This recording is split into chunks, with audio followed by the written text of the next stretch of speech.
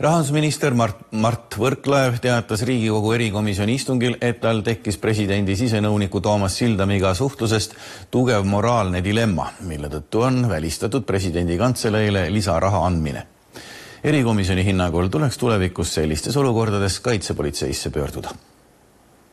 Riigikogu riigieelarve kontrolli erikomisjon kogunes täna teist korda, et jõuda selgusele kahtluses, kas presidendi sisenõunik Toomas Sildam püüdis omavahel siduda presidendi kantselei lisarahataotlust ning seaduste väljakuulutamist. Rahandusminister Mart Võrklaev ütles komisjoni istungil, et tundis presidendi sisenõuniku Toomas Sildami mitteametlike pöördumiste tõttu moraalset dilemmat, kas rahuldada kantselei rahataotlus või mitte. Täna teatas Võrklaev otsusest, et presidendi kantseleil pole sel aastal rohkem lisaraha oodata.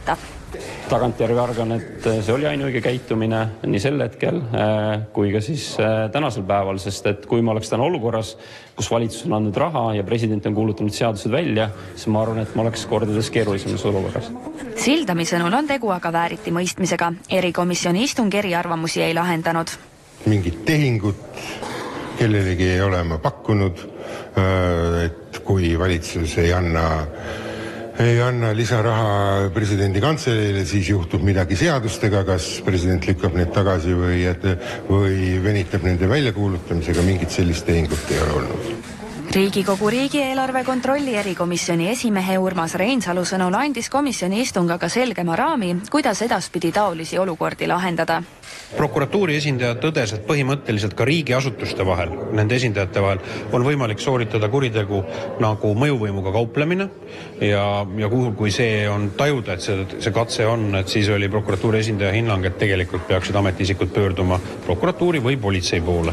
Järgmisele erikomisjoni istungile ootab Reinsalu ka peaministri büroo juhti Gerrit Mäesalu, kellega, nagu täna selgus, oli Toomas Sildam samuti seaduse muudatuste ning kantselei rahastamise küsimustes suhelnud. Kui Võrklaev ütles, et teab veel inimesi, kellega Sildam rääkis, siis komisjonile ta neid ka korduva küsimise peale avaldada ei soovinud. Ma tohiksin teada nüüd rahandusministrit, kes need ülejäänud inimesed olid. Meil on Toomas Sildam täna siin, et ma olen eelmine kord öelnud, et tema teab neid inimesi, kui palju on neid täpselt. Ehk et ma arvan, Toomas Sildam võib ise nendel küsimustele vastada. Sildami sõnul ei teada, keda võiks Võrklaev mõelda.